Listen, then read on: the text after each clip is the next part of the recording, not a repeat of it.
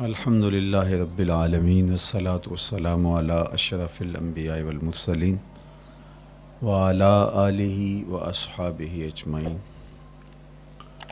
قال اللہ تعالی وتبارک فی القرآن المجید والفرقان الحمید فی شان حبیبہ مخبرا وعامرا ان اللہ وملائکتہ یصلون علی النبی یا ایہا الذین آمنوا صلوا علیہ وسلموا تسلیما۔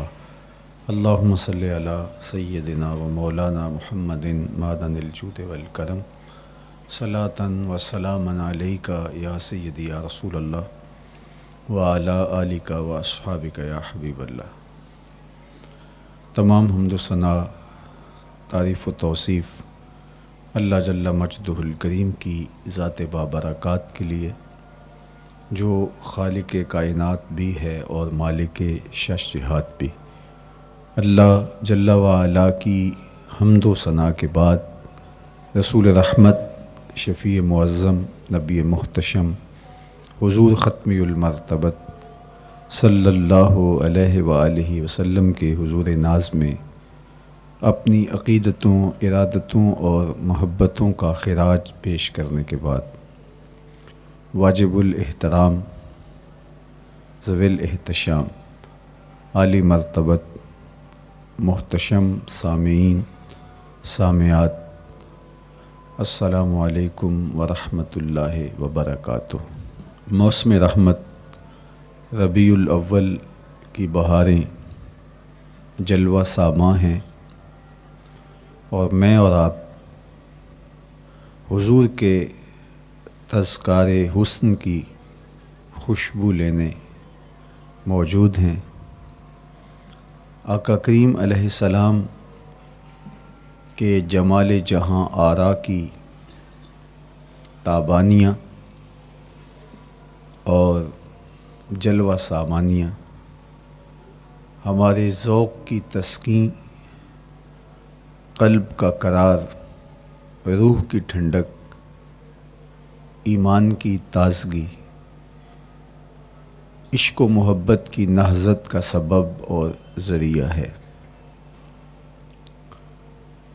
آقا کریم علیہ السلام کے فضائل، حضور علیہ الصلاۃ والتسلیم کے خصائل اور آپ کے شمائل بیان کرنا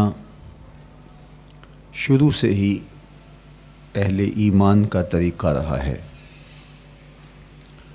خصائل حضور کی سیرت کے عنوان کو کہا جاتا ہے، فضائل حضور کی عظمت و رفعت حضور کے معجزات کا عنوان ہے، شمائل حضور کے اعضائے نور کا تذکرہ جاں فضا ہے، حضور کے حسن و جمال کی باتیں ہیں۔ آقا کریم علیہ السلام کے شمائل پر، خصائل پر، فضائل پر علماء نے بہت کام کیا، تصنیفات چھوڑیں، محدثین نے اس عنوان سے باب باندھے۔ قیامت تک آنے والی انسانیت کے لیے حضور کی سیرت، حضور کے کردار کے عنوانات کتب میں نقش ہیں۔ حضور کی فضل و عظمت کے حوالے، حضور کے معجزات کا بیان، حضور کی رفعت کی کہانیاں اور آقا کریم کو اللہ کی طرف سے عطا کردہ مراتب جلیلہ کا بیان، یہ بھی محبوب موضوع رہا اہل علم کا، اہل محبت کا۔ لیکن حضور علیہ السلام کے شمائل، حضور کی صورت کا بیان، حضور کے حلیہ نور کی باتیں، یہ بھی ترک نہیں ہوئیں۔ عمومی طور پہ ہم شخصیات کے کردار کے حوالے سے، ان کی عادات کے حوالے سے، ان کے خصائل کے حوالے سے، ان کی تعلیمات کے حوالے سے پڑھتے ہیں۔ ان کے شمائل کے حوالے سے اتنی زیادہ تفصیلات نہیں ہوتی، لیکن کائنات میں ذات رسالت مآب صلی اللہ علیہ وآلہ وسلم وہ ذات ستودہ صفات ہے جن کے شمائل کو اس تفصیل سے بیان کیا گیا کہ یہ بھی صحابہ نے بیان کیا کہ حضور کے سر انور اور مبارک داڑھی میں سفید بال کتنے تھے۔ آپ کو کسی کا اتنا محفوظ حلیہ نہیں ملے گا۔ حضور علیہ السلام کی زلفوں کے خم کیسے تھے، حضور کی رنگت سے لے کر کے حضور کے اعضائے بدنیہ کے توازن، حسن اور جمال کی کہانیاں آپ کتب احادیث میں، شمائل کی کتابوں میں بکھری ہوئی نظر آئیں گی۔ اور کیوں نہ ہو، جس کے حسن کے قصیدے میرے رب نے بھی بیان کیے ہیں۔ کبھی حضور کے چہرہ نور کا ذکر کرتے ہوئے والضحیٰ واللیل اذا سجا، کبھی حضور علیہ السلام کی مبارک زلفوں کا تذکرہ کرتے ہوئے حامیم، کبھی آقا کریم علیہ الصلاۃ والسلام کے مبارک ہاتھوں کا، کبھی دیگر اعضائے بدنیہ کا ذکر قرآن نے کیا۔ حضور کے سینہ اقدس کی کہانی قرآن نے بیان کی۔ حضور علیہ الصلاۃ والسلام کی مازاغ آنکھوں کا تذکرہ قرآن نے کیا، تو پھر یہ محبوب اور مرغوب موضوع کیوں نہ ہوتا۔ اور آقا کریم کو اللہ نے وہ جمال دیا تھا، وہ حسن عطا کیا تھا، وہ خوبصورتی دی تھی جو حضور کا ہی حصہ ہے۔ ویسے اللہ کا ہر پیغمبر، ہر نبی، ہر رسول خوبصورت ہوا۔ کوئی نبی ایسا نہیں ہے جو خوبصورت نہ ہوا ہو، یہ اللہ کا انتخاب ہے۔ آپ تو دکان پہ سیل مین بھی رکھیں تو اس کی باقی قابلیت کے ساتھ ساتھ اس کی شخصیت کو آپ دیکھتے ہیں کہ جو خوش شکل ہو، آنے والے کو متاثر کر سکے، باوقار لگے۔ تو جس کو اس نے نبی بنانا تھا تو اس کو اس نے یوں ہی یہ عظمت اور یہ رفعت عطا کر دینی تھی۔ تو اللہ کا ہر نبی حسین، ہر نبی جمیل، لیکن جو جمال، جو خوبصورتی، جو حسن، جو شان و شوکت اللہ نے میرے اور آپ کے آقا و مولا حضور ختمی المرتبت کو عطا کی، وہ حضور کا ہی مقسوم ہے، وہ حضور علیہ السلام کا ہی حصہ ہے۔ سر انور سے لے کر پائے نور تک حضور کا ہر عضو بدن خوبصورتی کا مرقع اور جمال کا معیار ہے۔ خوبصورتی کیا ہوتی ہے، حسن محمد کو دیکھ لو۔ کوئی عیب، کوئی نقص حضور کے پاکیزہ وجود میں نہیں رکھا گیا۔ خلقت مبرأ من کل عیب، حضور کے سامنے حضرت حسان بن ثابت نے یہ پڑھا اور آقا کریم نے اس پر خوشی کا اظہار کیا اور اللہ کی بارگاہ میں دعا کی، اللہم ایدہ بروح القدس، جبریل امین سے اللہ اس کی مدد فرما۔ تو انہوں نے یہ بات کہی کہ آپ کو ہر عیب سے مبرہ رکھا گیا ہے، آپ کا پیکر نور، آپ کا وجود مسعود حسن و جمال کا ایسا مرقع بنایا گیا کہ جس میں کوئی نقص نہیں رکھا گیا۔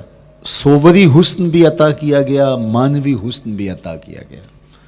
حضور کے اعضاء کا جو ظاہری حسن تھا وہ بھی اپنی مثال آپ تھا، اور جو باطنی جمال اور باطنی حسن اور باطنی کمال عطا کیا گیا تھا وہ بھی اپنی مثال آپ ہے۔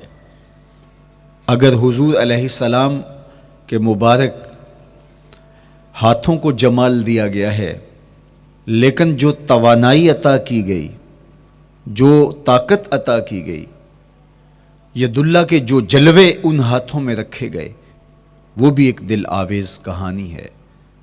اگر آنکھوں کی پتلیاں خوبصورت ہیں اور آپ کی مبارک آنکھوں کی چمک سے کائنات اس کو دیکھ کر کے مبہوت ہو جاتی ہے، مازاق کے کجلے اس میں رکھے گئے ہیں، لیکن اس کا معنوی حسن بھی دیکھیے کہ حضور بیٹھے مدینے میں ہیں اور جنت کا مشاہدہ کر رہے ہیں۔ وہ توانائی بھی عطا کی گئی کہ جس طرح روشنی میں دیکھا جاتا ہے حضور اسی طرح اندھیرے میں دیکھتے ہیں۔ فرمایا صحابہ صفیں سیدھی رکھا کرو، مت سمجھو کہ میں صرف آگے دیکھتا ہوں، میں آگے بھی دیکھتا ہوں، میں پیچھے بھی دیکھتا ہوں، میں تمہارے رکوع بھی دیکھتا ہوں اور دلوں میں پیدا ہونے والے خشوع بھی دیکھتا ہوں۔ اقبال بولے اے فروغت صبح آثار و دہور، چشم تو بی نندائے ما فی الصدور۔ لوگوں کی نظریں تو سینے کے اوپر دیکھتی ہیں، اے آمنہ کے در یتیم تیری نظر تو سینے کے اندر چھپے راز بھی دیکھتی ہے۔ تو صوری حسن بھی اور معنوی حسن بھی اللہ نے اپنے محبوب کو عطا کیا، اور اللہ جل شانہ نے وہ جمال دیا حضور کو کہ جو دیکھتا وہ دیکھتا ہی رہ جاتا۔ ایسی چمک، ایسی رعنائی، ایسی خوبصورتی اور ایسا جمال تھا، دیکھنے والے کہا کرتے ہیں اللہ اللہ، یاد آتا ہے خدا دیکھ کے صورت تیری۔ کتنے لوگ ہیں جنہوں نے صرف حضور کے چہرے کو دیکھا اور لبوں پہ کلمہ جاری ہو گیا۔ معروف نام حضرت عبداللہ بن سلام رضی اللہ تعالیٰ عنہ کا ہے۔ یہودیوں کے بہت بڑے حبر تھے، بہت بڑے عالم تھے۔ حضرت یوسف علیہ السلام کی اولاد سے تعلق تھا، اور اس معاشرت میں ایک وقار کی مسند پہ براجماں رہتے، لیکن جو ہی حضور علیہ السلام مکے سے ہجرت فرما کے مدینہ تشریف لائے تو یہ حضور کو دیکھنے آئے۔ با فضل الصدقہ اٹھا کر دیکھیے کہ ایک مناظرہ ترتیب دیا انہوں نے کہ ان سے یہ بات کروں گا، یہ سوال کروں گا، یہ اعتراض اٹھاؤں گا، لیکن جب حضور کی مجلس میں پہنچے اور آقا کریم علیہ السلام کے رخ زیبا کو دیکھا تو سارے سوال بھول گئے۔ رومی بولے اے لقائے تو جواب ہر سوال، حل شود ہر مشکلت بے کی لوکال۔ تیری ملاقات ہی تو سارے سوالوں کا جواب ہے، تیرا ایک بار دیکھ لینا ہی تو سارے مسئلے حل کر دیتا ہے۔ تو سوالات کا ایک ڈھیر اٹھائے لائے تھے، ایک گٹھڑی باندھ کے لائے تھے سر پہ رکھ کے، لیکن جو ہی حضور کو دیکھا تو وہ جو گٹھڑی باندھ کے لائے تھے اس کی گرہیں ڈھیلی ہونے لگی، پھر سوال تتلیوں کی طرح اڑنے لگے، اور حضور کو دیکھا تو کوئی سوال ہی باقی نہ رہا۔ اب آقا کریم نے فرمایا عبداللہ ابن سلام آؤ کدھر آئے ہو؟ یہ تو مناظرہ کرنے آئے تھے، سودا لینے کے لیے بازار گئے ہم، ہاتھ اس کے بکے جس کے خریدار گئے ہم۔ لیکن جب آقا کریم نے پوچھا کہ آؤ کدھر آئے ہو تو انہوں نے کہا حضور میں آپ کا غلام بننے آیا ہوں، تیری تک کے ادامہ میں مرید ہو گئے، حضور کے ہاتھ پہ بیعت اسلام کر لی۔ اب جن لوگوں نے عبداللہ ابن سلام کو تیار کر کے بھیجا تھا وہ امید میں تھے کہ تھوڑی دیر کے بعد ہم سنیں گے کہ انہوں نے سخت سوال کیے اور مسلمانوں کے نبی ان کا جواب نہیں دے پائے، لیکن جب ان کے کانوں تک یہ خبر پہنچی کہ عبداللہ بن سلام نے تو کوئی سوال ہی نہیں کیا بلکہ وہ محبوب کی نگاہوں کا شکار ہو گئے، اور انہوں نے دیکھتے ہی حضور پر تن من سب کچھ نچھاور کر دیا اور لبوں پہ کلمہ جاری ہو گیا، تو وہ صبر نہ کر سکے اور عبداللہ ابن سلام کے پاس پہنچے اور جا کے کہا کہ تو نے یہودیت کی ناک خاک آلود کر دی، تم نے کوئی سوال کیا ہوتا، انہوں نے جواب دیا ہوتا اور پھر تم نے مان لیا ہوتا تو ہم سمجھ جاتے کہ ایک عالم تھا، علمی پیاس بجھ گئی، مطمئن ہو گیا، لیکن یہ عجیب کہانی ہے، سنا ہے تم نے کوئی سوال بھی نہیں اٹھایا، انہوں نے جواب بھی نہیں دیا، بس تم نے ان کو دیکھا اور دیکھتے ہی تمہارے لبوں پہ کلمہ جاری ہو گیا، تو یہ کیا کہانی ہوئی؟ تو عبداللہ ابن سلام نے جو جواب دیا وہ آب زر کے ساتھ لکھنے کے قابل ہے۔ انہوں نے کہا کہ یہ بات میری سمجھ میں بھی نہیں آئی، جب میں اس آقا و مولا کی چوکھٹ پہ پہنچا اور میں ان سے سوال کرنے کے لیے لفظوں کو ابھی ترتیب ہی نہیں دیا تھا کہ میری نظر ان کے جمال جہاں آرا پہ پڑ گئی، اب عبداللہ بن سلام کے لفظ سنیے، فرماتے ہیں فلما تبینت وجہہ عرفت ان وجہہ لیس بوجہ کذاب، جب میں نے ان کے جمال جہاں آرا کو دیکھا، چہرہ نور کو دیکھا، رخ زیبا کی زیارت کی، تو میں نے پہچان لیا یہ چہرہ کسی جھوٹے کا ہو ہی نہیں سکتا ہے۔ دیکھنے والے کہا کرتے ہیں اللہ اللہ، یاد آتا ہے خدا دیکھ کے صورت تیری۔ اللہ نے صورت ہی ایسی بنائی، جمال ہی ایسا دیا، خوبصورتی ہی ایسی دی کہ جو حضور کو دیکھتے وہ دیکھتے ہی رہ جاتے۔ تو کتنے لوگ تھے کہ جنہوں نے محض حضور کو دیکھا، پھر اس کے بعد لب کھلے تو کلمہ ہی جاری ہوا۔ وہ خوبصورتی اور وہ جمال اللہ نے اپنے محبوب کو عطا کیا۔ آقا کریم علیہ الصلوۃ والسلام کا ایک ایک عضو بدن خوبصورتی کا مرقع تھا، بلکہ خوبصورتی کا معیار تھا۔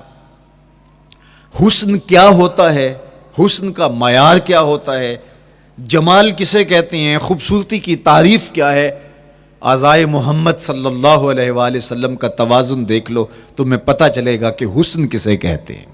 حضور علیہ السلام کو اللہ تعالیٰ جل شانہ نے جو حسن بخشا، جو جمال دیا، جو خوبصورتی دی، وہ حضور کے مبارک قدموں سے اس کا انداز کیجئے کہ جس کے قدم اتنے سونے ہیں اس کا چہرہ کتنا سونا ہوگا۔ حضرت عبداللہ بن بریدہ رضی اللہ تعالی عنہ حضور کے مبارک قدموں کا ذکر کرتے ہوئے وصف جمال محمد کی کہانی چھیڑتے ہیں اور فرماتے ہیں کانا رسول اللہ صلی اللہ علیہ وآلہ وسلم احسن البشر قدما، کہتے ہیں کہ کائنات میں جتنے سونے قدم میرے حضور کے تھے کسی کے تھے ہی نہیں۔ جو جمال اللہ نے حضور کے مبارک قدموں کو دیا تھا، اللہ اکبر، وہ کسی اور کا مقسوم نہیں تھا۔ خوبصورت قدم۔ اور حضرت انس رضی اللہ تعالیٰ عنہ، حضرت ابو ہریرہ رضی اللہ تعالیٰ عنہ، اور حضور کے وصاف ہیں حضرت ہند بن ابی حالہ رضی اللہ تعالیٰ عنہ، یہ حضور کا حلیہ بیان کرتے ہیں۔ حضرت امام حسن بن علی رضی اللہ تعالیٰ عنہ نے حضرت ہند بن ابی حالہ کو ایک دن کہا کہ مجھے اپنے آقا و مولا کا حلیہ بتاؤ، تو انہوں نے حضور کا حلیہ بیان کیا۔ یہ حضور کے وصاف ہیں، چونکہ انہوں نے حضور علیہ السلام کو بہت قریب سے دیکھا اور آقا کریم علیہ السلام کی زیارت سے مالا مال ہوئے۔ ویسے حضرت امام حسن نے بھی تو حضور کو دیکھا تھا، اور بھی اصحاب نے حضور کو دیکھا تھا۔ یہاں یہ بات دلچسپی سے خالی نہیں ہے کہ صحابی ہی تب بنتا ہے جب وہ حضور کو بنظر ایمان دیکھے، لیکن صحابہ ایک دوسرے سے پوچھتے تھے کہ بتاؤ حضور کیسے تھے؟ میاں تم نے نہیں دیکھا؟ تو وہ کہتے تھے دیکھ کر بھی نہیں دیکھا۔ صرف چند لوگ ہیں جو حضور کا حلیہ بیان کرتے ہیں۔ اس کی کیا وجہ؟ تو علماء نے لکھا کہ حضور کے چہرے پہ جلووں کی تابش ایسی تھی اور حضور کا جمال ایسا تھا اور اس کی چمک ایسی تھی کہ کسی میں ہمت ہی نہیں تھی کہ وہ جی بھر کے دیکھ سکے۔ تو بعد میں ایک دوسرے سے پوچھتے تھے بتاؤ تم نے دیکھا تو حضور کیسے تھے؟ اگر ان لوگوں کی تعداد میں آپ کو بتاؤں تو 3 درجن سے زیادہ نہیں ہوگی جو حضور علیہ السلام کے وصاف ہیں، حضور کے حلیہ نگار ہیں، جو آقا کریم علیہ الصلوۃ والسلام کی صورت کا نقشہ بیان کرتے ہیں۔ دیکھا 1,24,000 اصحاب نے ہے، لیکن جو وصف بیان کرتے ہیں، شمائل رسول کو بیان کرتے ہیں، ان کی تعداد 3 درجن سے زیادہ نہیں ہے۔ اور یہ بھی وہ لوگ ہیں جنہوں نے حضور کو بچپن میں دیکھا، جنہوں نے حضور کو سوئے ہوئے دیکھا، حضور کو بہت قریب سے دیکھا۔ حضور علیہ الصلوۃ والسلام کے پاس ان کا آنا جانا بہت زیادہ تھا، اس طرح انہوں نے حضور علیہ السلام کو دیکھا۔ حضرت حسان بن ثابت رضی اللہ تعالی عنہ فرماتے ہیں کہ میں جو حضور کا حلیہ بیان کرتا ہوں تو اس کا سبب یہ ہے کہ میرے پاس حضور کو دیکھنے کا ایک طریقہ آ گیا تھا۔ فلما نظرت الى انوارہ فودعت کفی علی عینی خوفا من ذہاب بصری، کہا کہ جب میں حضور کو دیکھتا تھا تو اپنی آنکھوں پر انگلیاں رکھ کے انگلیوں کی اوٹ سے دیکھتا تھا کہ حضور کے جلووں کی چمک سے میری آنکھوں کی بینائی نہ جاتی رہے. یہ کون کہہ رہے ہیں؟ حضرت حسان بن ثابت رضی اللہ تعالیٰ عنہ. اور آپ جانتے ہیں حضرت حسان بن ثابت رضی اللہ تعالیٰ عنہ شاعر ہیں، اور شاعر حسن دیکھنے میں بڑا دلیر ہوتا ہے، اور یہ حسن بھی ابھی پوشیدہ ہے. 70,000 بشریت کے پردے ڈالے گئے ہیں. اگر یہ حسن بے نقاب ہوتا تو کوئی جلووں کی تاب ہی نہ لا سکتا. یہی بہتر ہے کہ وہ پردے میں رو پوش رہے. وہ اگر پردہ اٹھا دے تو کسے ہوش رہے؟ کس کی ہمت تھی؟ اب چھپا ہوا مستور حسن بھی اگر دیکھتے ہیں تو آنکھوں پہ انگلیاں رکھ کے دیکھتے ہیں. اور بیان کرنے والوں کی تعداد میں نے عرض کی کہ 3 درجنوں سے زائد نہیں ہے. تو یہ وہ لوگ ہیں جنہوں نے حضور کو دیکھا. اب امام حسن پوچھ رہے ہیں حضرت ہند بن ابی حالہ رضی اللہ تعالی عنہ کو کہ آپ نے حضور کو دیکھا تو مجھے بتائیے میرے نانا کا جمال کیسا تھا. تو حضرت ہند بن ابی حالہ نے حضور کا حلیہ بیان کیا. تو جب حضور کے قدموں کی کہانی انہوں نے بیان کی تو حضرت ہند بن ابی حالہ نے کہا کان النبی صلی اللہ علیہ وآلہ وسلم شسن القدمین والکفین. حضور علیہ السلام کے مبارک قدم اور حضور کی ہتھیلیاں پر گوشت تھے. یہ حضور علیہ السلام کے مبارک قدموں کا جمال بیان کرتے ہیں. اللہ اکبر. اور حضور علیہ السلام کے قدموں کے بارے میں امام ترمذی جو شمائل میں حدیث لائے ہیں اس میں انہوں نے یہ بھی بیان کیا کان رسول اللہ صلی اللہ علیہ وسلم مسیح القدمین. حضور علیہ السلام کے مبارک قدم ملائم تھے، خوبصورت تھے، کھردرے نہیں تھے، کوئی پھٹن نہیں تھی. عمومی طور پہ قدم پھٹ جاتے ہیں اور ایڑیاں بہت سارے لوگوں کی پھٹ جاتی ہیں تو وہ خوبصورتی باقی نہیں رہتی. تو وہ کہتے ہیں کہ حضور مسیح القدمین تھے. اور جب آقا کریم علیہ الصلوۃ والسلام کے مبارک قدموں پہ پانی ڈالا جاتا تو وہ ڈھل کے نیچے چلا جاتا. یہ تھا حضور کے قدموں کا حسن اور حضور کے قدموں کا جمال. اچھا، آقا کریم علیہ السلام کی جو مبارک ایڑیاں تھیں وہ زیادہ پر گوشت نہیں تھیں، ان کے اوپر گوشت زیادہ نہیں چڑھا تھا، اس لیے کہ ایڑیوں کا زیادہ پر گوشت ہونا ایڑیوں کے حسن کو زائل کر دیتا ہے. حسن کا مرقع ہی جمال مصطفیٰ ہے. تو اس لیے اللہ نے ایک ایک عضو کو تراش کر کے بنایا ہے، بلکہ پوچھ پوچھ کے بنایا ہے. جس طرح حسان بن ثابت رضی اللہ تعالی عنہ کہتے ہیں کأنک قد خلقت کما تشاء. محبوب مجھے تو یوں لگتا ہے جس طرح آپ کے رب نے آپ کو آپ سے پوچھ کے بنایا ہے کہ محبوب بتاؤ کہ میں آپ کے اعضاء کو کیسے توازن اور کیسے حسن اور کیسے جمال دوں. تو حضور کی مبارک ایڑیاں یہ پرگوشت نہیں تھیں. باقی حضور کے پاؤں پرگوشت تھے اور کوئی پھٹن نہیں تھی، بالکل نرم گداس اور بالکل جو ہے وہ ملائم تھے. اور جب پانی ڈالا جاتا تو پانی ڈھل کے نیچے 1 سیکنڈ میں آ جاتا.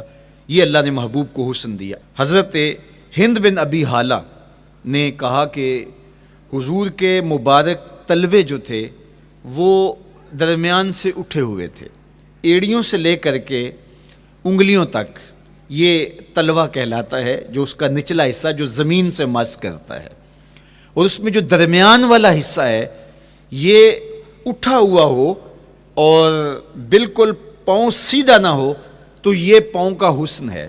پاؤں کا بالکل سیدھا ہو جانا یہ پاؤں کے حسن کو زائل کر دیتا ہے. اس میں تھوڑا سا خم ہو، جب چلے تو انگلیاں اور پنجے کا جو ہے وہ آگے والا حصہ زمین پہ لگے اور ایڑی لگے اور درمیان والا حصہ زمین پہ نہ لگے. تو یہ حسن ہوتا ہے کسی کے پاؤں کے تلوے کا. اللہ نے محبوب کے مبارک قدم کی پشت کو بھی حسن دیا، حضور کے تلووں کو بھی حسن دیا، حضور کی ایڑیوں کو بھی حسن دیا. سائل الاطراف، حضور کی مبارک انگلیاں قدرے لامبی تھیں اور یہ حسن ہوتا ہے. انگلیاں چھوٹی ہوں، ان کا قد پست ہو تو پاؤں کی خوبصورتی دکھائی نہیں دیتی، لیکن اللہ نے اپنے محبوب کی انگلیوں کو بھی ایک لمبائی عطا کر کے اس کو بھی ایسا جمال دیا تھا یار جو پاؤں کو دیکھتا رہے وہ پاؤں کو ہی دیکھتا رہ جائے.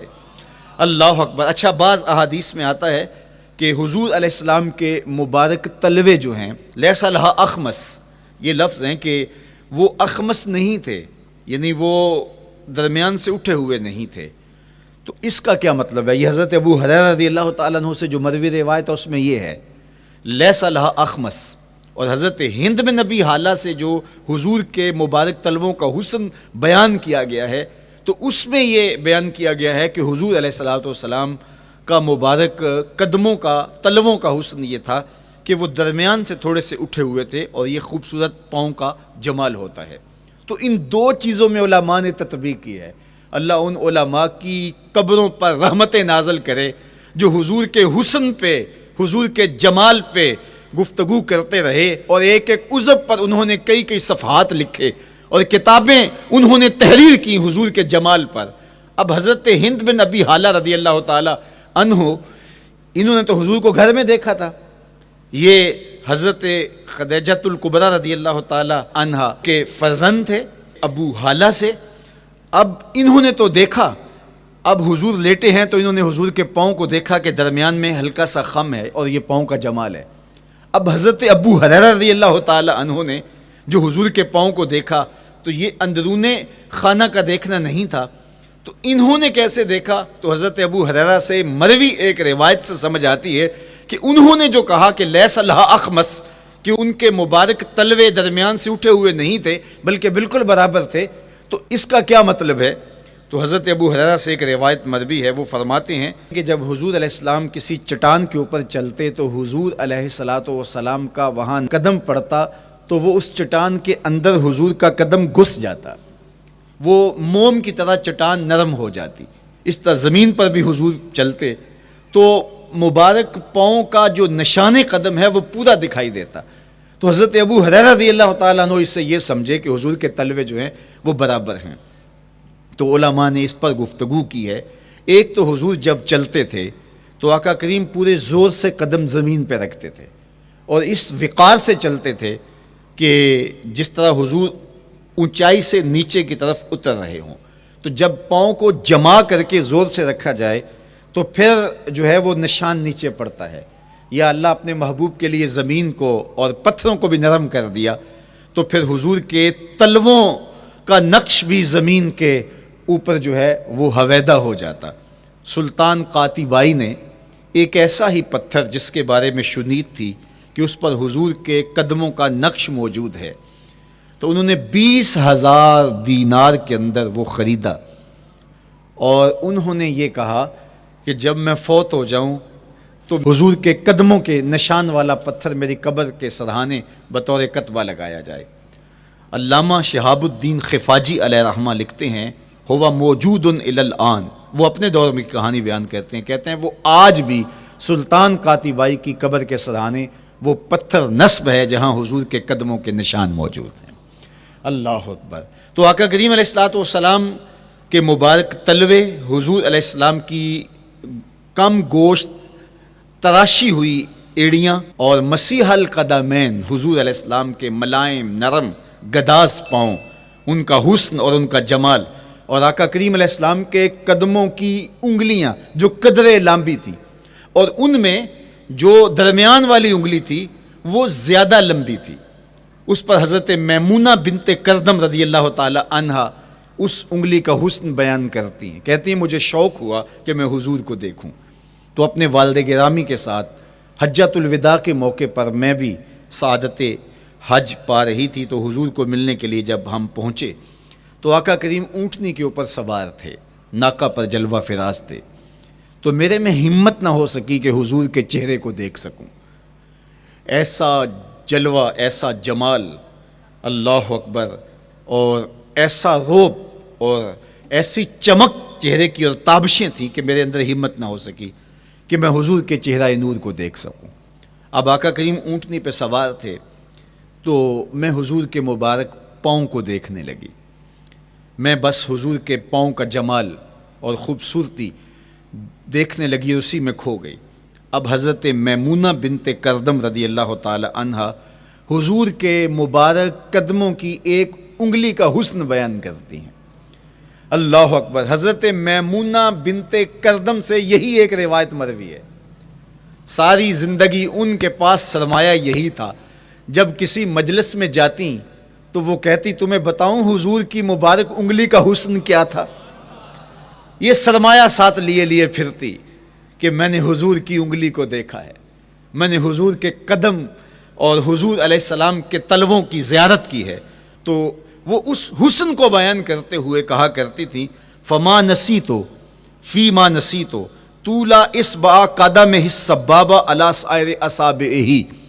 جو سبابہ انگلی ہے، انگوٹھے کے ساتھ والی انگلی کو سبابہ انگلی کہتے ہیں، اور اس کے ساتھ والی انگلی کا جو قد دراز تھا اور باقی انگلیوں کی نسبت وہ انگلی لمبی تھی، کہا اس کا حسن آج بھی میری نگاہوں میں گھومتا رہتا ہے اور ہر وقت میرے تصور میں رہتا ہے. میرے تصور سے کبھی اس انگلی کا جمال ہی ختم نہیں ہوا، انگلی کا حسن ہی کبھی زائل نہیں ہوا، ہر وقت اس کے تصور میں کھوئی رہتی ہوں. یار چہرے کے جمال کو کون بیان کرے گا، یہاں تو انگلی کا حسن بیان نہیں ہو رہا. ابھی وہ شعر پڑھا جا رہا تھا نا کہ قدموں پہ جبیں کو رہنے دو، قدموں پہ جبیں کو رہنے دو، چہرے کا تصور مشکل ہے. قدموں پہ جبیں کو رہنے دو، چہرے کا تصور مشکل ہے. جب چاند سے بڑھ کر ایڑی ہے رخسار کا عالم کیا ہوگا، جب چاند سے بڑھ کر ایڑی ہے رخسار کا عالم کیا ہوگا. تو اللہ نے اپنے محبوب علیہ الصلوۃ والسلام کو وہ جمال، وہ خوبصورتی اور حضور کے مبارک قدم، حضرت عبداللہ بن بریدہ رضی اللہ تعالی عنہ سے مروی روایت، کان رسول اللہ صلی اللہ علیہ وآلہ وسلم احسن البشر قدما، کہتے ہیں جتنے سونے قدم، جتنے من مونے قدم میرے حضور کے تھے، اتنے سونے قدم کسی اور کے تھے ہی نہیں. اللہ نے اپنے محبوب کو وہ جمال، وہ خوبصورتی اور وہ نور عطا کیا تھا. اچھا، یہ قدم، یہ ایڑیاں، یہ مبارک تلوے اور یہ داراز انگلیاں اور ان انگلیوں کی چمک اور ان کی رنگت کا جمال اور خوبصورتی، جہاں اس کا صوری حسن تھا تو مانوی حسن بھی دیکھنے والا تھا. یہ قدم اٹھ جائیں اللہ اکبر تو تقدیر کے فیصلے ہوتے دکھائی دیتے ہیں. ان قدم کی اونچائی، ان قدم کی بلندیاں کہ عرش حق ان قدموں کے بوسے لے رہا ہے. اور میرے امام بولے زہ عزت و اے طلائے محمد، زہ عزت و اے طلائے محمد، کہ ہے عرش حق زیر پائے محمد. قدموں کا حسن وہ بھی دیکھنے والا اور قدموں کی بلندی اور اونچائی اور اس کی شان و شوکت وہ بھی دیکھنے والی. اللہ اکبر. آقا کریم علیہ السلام حضرت ابو بکر صدیق کے ساتھ، حضرت عمر فاروق کے ساتھ اور حضرت عثمان غنی کے ساتھ احد پہاڑ پر تشریف لے گئے. یہ حدیث آپ نے بارہا علماء سے سنی ہے. احد کی چھاتی پہ جب حضور کے قدم آئے اللہ اکبر تو وہ خوشی سے جھوم اٹھا، مقدر جاگ گئے، بخت بیدار ہو گئے. ان کے قدم جو کہ اس شاک کی آنکھوں کی ٹھنڈک ہے، جب چھاتی پہ آ جائیں تو کون عاشق نہیں جھوم جائے گا. یہ تو حضور کے قدموں کے حسن کو بیان کیا جا رہا ہے. آپ کی روح رقص کر رہی ہے اور آپ کا دل جو ہے وہ ایک عجیب سرور اور کیف کی وادی میں اور ایک جو ہے وہ خوشیوں کے جو ہے وہ عالم میں نہال ہوتا چلا جا رہا ہے. لیکن یہ قدم جب چھاتی پہ آیا تو پھر احد، ظاہر تو پتھر ہے احد، لیکن حضور سے پتھر بھی پیار کرتے ہیں. فرمایا احد جبل یحبنا ونحبہ، احد ہم سے پیار کرتا ہے، پہاڑ ہے، پتھر ہے، لیکن ہم سے پیار کرتا ہے، ہم اس سے پیار کرتے ہیں. اس کائنات میں صرف سرکش انسانوں اور جنوں کے علاوہ کائنات کی ہر شے حضور سے پیار کرتی ہے، حضور سے محبت کرتی ہے. آؤ میں تمہیں پیار کی ایک اور کہانی سناؤں. مسجد نبوی ہے، آقا کریم تشریف فرما ہیں، منبر پہ جلوہ فراز ہوئے. ابھی واز کا آغاز ہی کرنا چاہ رہے تھے کہ ایک جانب سے رونے کی آواز آنے لگی.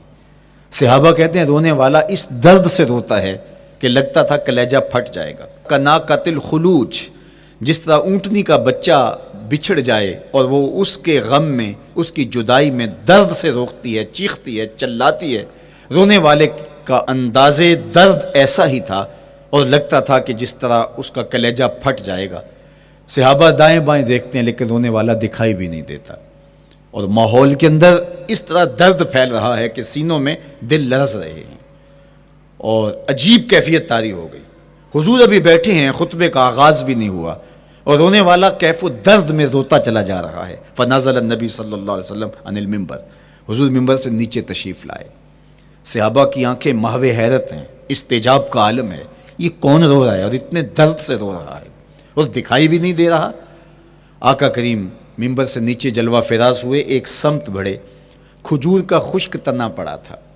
آج پہلا دن تھا کہ ممبر حضور علیہ السلام کے لیے بچھایا گیا، ورنہ یہ خشک تنا دیوار کے ساتھ جو ہے وہ رکھا گیا تھا اور حضور اس کے ساتھ ٹیک لگا کر کے واز کیا کرتے تھے. جب ممبر بن گیا تو اس کو اٹھا کر کے اب اس کی ضرورت نہیں رہی، ایک کونے میں ڈال دیا گیا. اب جو ہی حضور ممبر پہ تشریف فرما ہوئے تو اس خشک تنے کا کلیجہ لرز اٹھا اور وہ ایسے روتا تھا جس طرح اونٹنی کا بچہ بچھڑ جائے اور وہ روتی ہے، اس طرح وہ خشک تنا رو رہا تھا. اس تنے ہنانا در ہجر رسول زار می نالت چو ارباب عقول، جس طرح عقل والے، جس طرح جو ہے وہ فہم و ادراک رکھنے والے لوگ روتے ہیں درد سے، وہ رو رہا تھا. آقا کریم علیہ السلام اس کے پاس گئے اور اس کو اپنی آغوش میں سمیٹ لیا. بچھڑا ہوا بچہ جب اپنی ماں کو ملے تو اس کی ہچکیاں بن جاتی ہیں، اس کی گھگھی بن جاتی ہے، تو یہی کیفیت اس کی ہو گئی. اور آقا کریم اپنا دستے رحمت اس کے اوپر پھیرتے چلے جاتے ہیں. بتدریج اس کی سسکیاں، اس کے رونے کی آواز کم ہوتی چلی جا رہی ہے. آہستہ آہستہ وہ خاموش ہو گیا. حضور پھر دوبارہ تشریف لائے اور ممبر پہ خطبہ دینے سے قبل صحابہ کی آنکھوں میں استجاب کا عالم دیکھا، حیرت کی فراوانی دیکھی. فرمایا کہ تم جو سوال کرنا چاہ رہے ہو، جو تمہاری آنکھوں میں پوشیدہ سوال ہے، میں اس کو اچھی طرح جانتا ہوں. لو لم افعل ہاکذا لحن الی یوم القیامہ، اگر میں ممبر سے اتر کے اپنے عاشق زار کو یوں تسلی نہ دیتا، یہ قیامت تک یوں ہی روتا ہی رہتا. حضرت محمد بن سیرین رضی اللہ تعالیٰ عنہ کہا کرتے تھے کہ حضور کی محبت میں ایک خشک تنا بھی زار و زار روئے تو جس کے سینے کے اندر محبت بھرا دل ہے تو وہ حضور کے عشق میں آنسو کیوں نہیں بہائے گا؟ حضور کی یاد میں اس کی آنکھیں آنسو کا خراج کیوں نہیں دیں گی؟ تو وہ خشک تنا حضور کی محبت میں رو رہا ہے. اب ہے یہ پتھر، لیکن میرے حضور فرماتے ہیں کہ یہ پہاڑ مجھ سے پیار کرتا ہے اور میں اس سے پیار کرتا ہوں. اب حضور اپنے اس محب کے گھر تشریف لے گئے اور اس کی چھاتی پہ قدم رکھا تو وہ خوشی سے جھوم اٹھا. فضاربا برجلہ، اپنا مبارک پاؤں زور سے مارا.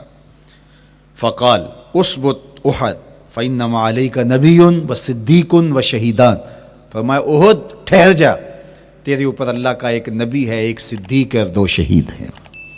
تو حضور کی مبارک ایڑی کے لگنے کی دیر تھی، حضور کے قدم کی ضرب کی دیر تھی کہ اس کا زلزلہ تھم گیا. میرے امام بولے ایک ٹھوکر سے احد کا زلزلہ جاتا رہا، ایک ٹھوکر سے احد کا زلزلہ جاتا رہا، رکھتی ہیں کتنا وقار اللہ اکبر ایڑیاں. زلزلہ آ گیا اس کے اوپر، وہ جھومنے لگا، لیکن حضور نے اپنا مبارک قدم مارا اور وہ ٹھہر گیا. اللہ اکبر. تو یہ پہاڑ آج بھی اس شاک جب شہر مدینہ میں حاضر ہوتے ہیں تو وہ احد پہ تو ضرور جاتے ہیں، حضرت امیر حمزہ کے مزار پہ حاضری دینے کے لیے اور اس جبل احد کو دیکھنے کے لیے. اور یقین جانیے گا جبل احد کو جب ہم دیکھتے ہیں تو عجیب کیفیات میں ڈوب جاتے ہیں. میں تو وہاں دوستوں کو کہا کرتا ہوں کہ آج پورا مدینہ بدل گیا ہے، یعنی اس کی وہ صورت، وہ کچے مکان، وہ گھروندے، وہ گھر، وہ کوچہ و بازار، وہ کچی سڑکیں، وہ ماحول آج وہ آپ کو نظر نہیں آ رہا. جہاں کچے مکان تھے جن کے اوپر چھت کھجور کے پتوں کی پڑی تھی، وہاں عالی نصب پلازے آپ کو نظر آتے ہیں، فلک بوس آپ کو ہوٹل نظر آتے ہیں. وہ کچی سڑکیں آج آپ کو وہاں دکھائی نہیں دیتی، وہاں تارکول کی بچھی ہوئی سڑکیں دکھائی دیتی ہیں، خوبصورت پتھر لگے ہوئے آپ کو نظر آتے ہیں. وہ ممیاتی ہوئی بکریاں، وہ جگالی کرتے ہوئے اونٹ آج آپ کو وہاں دکھائی نہیں دیتے، وہ ماحول آپ کو نظر نہیں آتا. تو پرانا مدینہ اگر ڈھونڈنے نکلیں بھی تو ظاہر ہے اگرچہ ان پختہ اور خوبصورت عمارتوں کے اندر بھی عکس جمال محمد کا پڑ رہا ہے، لیکن وہ پرانا دور اگر آپ تلاش کرنا چاہیں تو وہ آپ کو وہ چیزیں نہیں ملتی. لیکن جب آپ احد پہ جاتے ہیں تو میں دوستوں کو کہتا ہوں اس احد کو جی بھر کے دیکھ لو, اس پہ ڈائریکٹ میرے حضور کی نظریں پڑی ہوئی ہیں. یہ بدلا نہیں, یہ 14 صدیوں سے جیسا تھا آج بھی ایسا ہے. اس پہ میرے حضور کی نظریں ڈائریکٹ پڑی ہوئی ہیں اور آقا کریم علیہ الصلوۃ والسلام نے اس کو یوں دیکھا ہے. تو یہ احد حضور سے محبت کرنے والا ہے, حضور سے پیار کرنے والا ہے, اور اس پیار کی وجہ سے یہ پتھر قیامت کے دن جنت میں جائے گا, یہ پہاڑ جنت میں جائے گا. یار اگر ایک پہاڑ حضور سے پیار کر لے تو وہ مکین جنت بن جاتا ہے, اور اگر حضور کا غلام ایک عاشق حضور سے محبت کرے تو اللہ اس کو کتنے درجے عطا فرمائے گا. تو آقا کریم نے زور سے قدم مارا اور فرمایا احد ٹھہر جا, تیرے اوپر اللہ کا ایک نبی ہے, ایک صدیق ہے اور 2 شہید ہیں. اللہ اکبر. تو یہ حضور علیہ الصلوۃ والسلام کے مبارک قدم کی شان ہے, یہ حضور کے مبارک قدم کا جمال ہے اور اس کی خوبصورتی ہے. غزوہ ذات الرقاع کے اندر حضرت جابر کا اونٹ چلتے چلتے تھک گیا, سفر لمبا تھا اور اونٹ کمزور تھا, تو چلتے چلتے اس کو تھکن ہو گئی. اب وہ قافلے سے پیچھے رہتا چلا جاتا ہے, تو اس نے حضور کی خدمت میں عرض کی, یا رسول اللہ یہ اونٹ تھک گیا ہے اور میں قافلے کے ساتھ چل نہیں پا رہا. تو آقا کریم علیہ الصلوۃ والسلام نے اپنے مبارک قدم سے اس اونٹ کو ٹھوکر لگائی. فنشط حتی کان ما یملک زمامہ. حضرت جابر کہتے ہیں اس کی لگام سنبھالی نہیں جاتی تھی, اتنا تیز چلتا تھا. یار جس کے قدموں کی ٹھوکر سے یہ توانائی آ جائے, اس کے ہاتھوں کی توانائی کا عالم کیا ہوگا. تو اللہ نے صرف حضور کے مبارک قدموں کو صوری حسن ہی نہیں دیا تھا, مانوی جمال اور توانائی بھی عطا فرمائی تھی. حضور علیہ السلام کے چچا جناب ابو طالب کہتے ہیں کہ میں حضور علیہ السلام کے ساتھ تھا, تو راستے میں ذی المجار کی منڈی آئی اور وہاں حالات ایسے تھے کہ پینے کے لیے پانی دستیاب نہیں تھا. تو میں نے کہا کہ عطشت ولیس عندی ماء, مجھے تو سخت پیاس لگی ہے اور پانی بھی پاس نہیں ہے.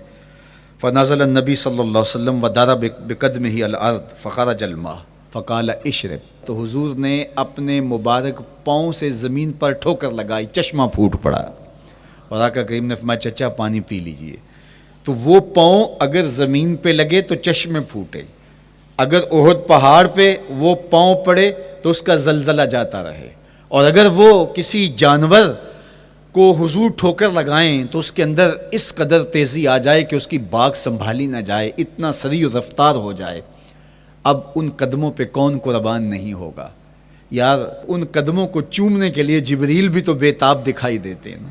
معراج کی شب جب جبریل حاضر خدمت ہوئے, حضور محو استراحت ہیں, تو جبریل عرض گزار ہوئے مالک تیرا محبوب تو سو رہا ہے. اللہ اکبر, تبارک اللہ, شان تیری تجھی کو زیبا ہے بے نیازی. کہیں پہ جوش لن ترانی, کہیں تقاضے وصال کے تھے.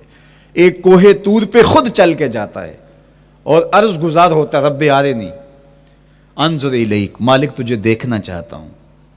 اللہ اکبر, سراپا چشم بنا ہوا ہے اور کہتا ہے مالک میں تجھے دیکھنا چاہتا ہوں. جواب کیا آتا ہے, لن ترانی, تم نہیں دیکھ سکتے, میرے جلووں کی تاب نہیں لا سکتے.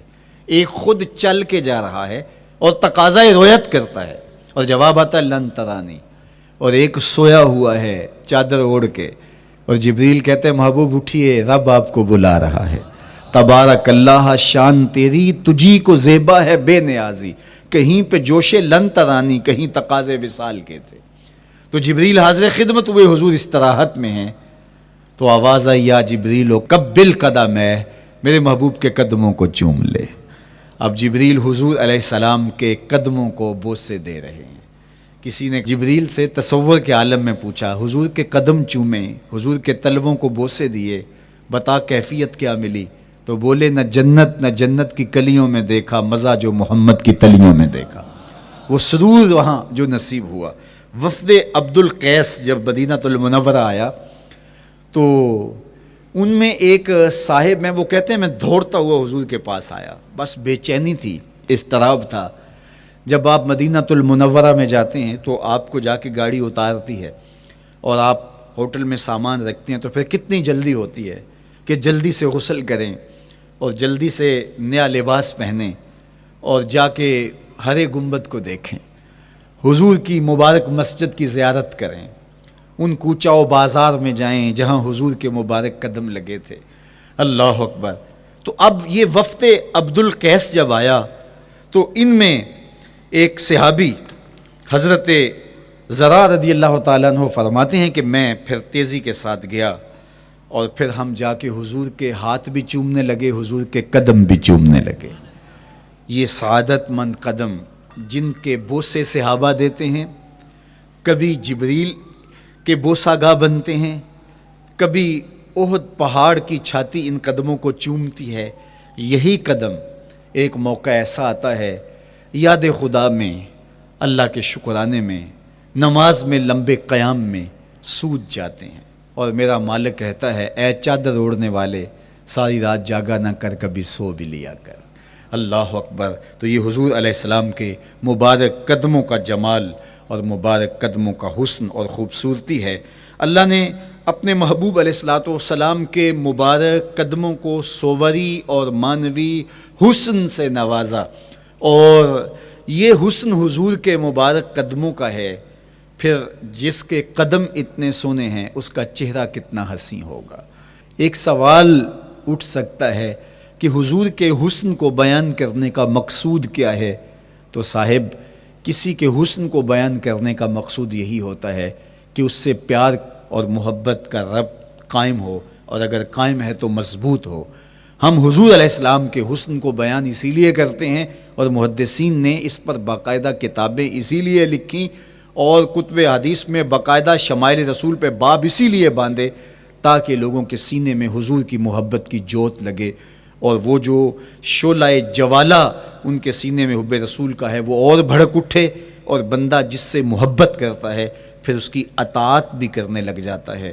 تو جو محبوب اتنا سونا ہے، اتنا جمال آفریں ہے، اور جس کے قدم اتنے سونے ہیں، پھر اس کے نقش قدم کو کیوں نہ تھام لیں، اس کے نقوش پا کو خضر راہ کیوں نہ بنا لیں، پھر ان کے اٹھنے والے قدموں پر اپنی زندگی کیوں نچھاور نہ کر دیں۔ اگر سر پہ رکھنے کو مل جائے نقش نال حضور تو کہیں کہ ہاں تاجدار ہم بھی ہیں۔ یعنی وہ قدم تو قدم رہا، اس قدم کی رعنائیاں، اس کی خوبصورتیاں، اس کا جمال اور اس کا حسن تو حسن رہا۔ جہاں وہ مبارک قدم لگا، جہاں وہ نقش لگا، اگر وہ نقش بھی سر پہ رکھنے کو مل جائے تو کہا کہ اگر سر پہ رکھنے کو مل جائے نقش نال حضور، حضور علیہ السلام کا قدم تو جزو بدن رسول ہے۔ حضور علیہ السلام کے مبارک قدموں میں وہ جو نالین تھی، اس نالین کا بھی نقش وہ اگر سر پہ رکھنے کو مل جائے تو ہم زمانے کے تاجدار کہلائیں گے، اور جن کے سر پہ حضور کا قدم آ جائے ان کا مرتبہ کیا ہوگا۔ تو یہاں اس نقش کو بھی دیکھیے، حضور کے مبارک قدموں میں جو نالین آیا اس کو نالین شریف کہتے ہیں۔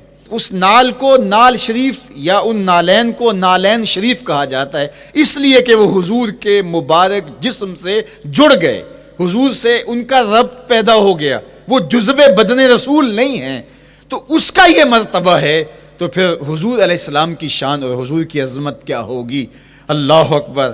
بلکہ حضور علیہ السلام کے نالین جہاں رکھے جائیں، وہ کسی نے کہا نا کہ ذرے اس خاک کے تابندہ ستارے ہوں گے، ذرے اس خاک کے تابندہ ستارے ہوں گے جس جگہ آپ نے نالین اتارے ہوں گے۔ وہ جگہ جہاں حضور کے قدم نہیں، حضور کے قدموں سے مس ہوئے ہوئے نالین رکھے جائیں، وہاں جو ذرے اس نالین کے تلووں کو چومتے ہیں وہ بھی آسمان کے ستاروں سے اس شاخ کو حسین دکھائی دیتے ہیں، وہ بھی زیادہ چمکدار دکھائی دیتے ہیں، اور اس شاخ کی آنکھوں کا سرما اور ان کے دل کا قرار اور روح کی ٹھنڈک قرار پاتے ہیں۔ تو یہ ہے حضور علیہ السلام کی نسبت کا احترام اور حضور کی محبت کا اثر جو اس شاخ کے سینے میں محسوس کیا جاتا ہے۔ اللہ مجھے آپ کو اپنی خاص پناہیں، امان اور حفاظتوں کا حصاد بخشے۔ کار ما آخر شدو آخر ز ما کار نشد، مشت خاک ما غبار کوچائے یار نشد۔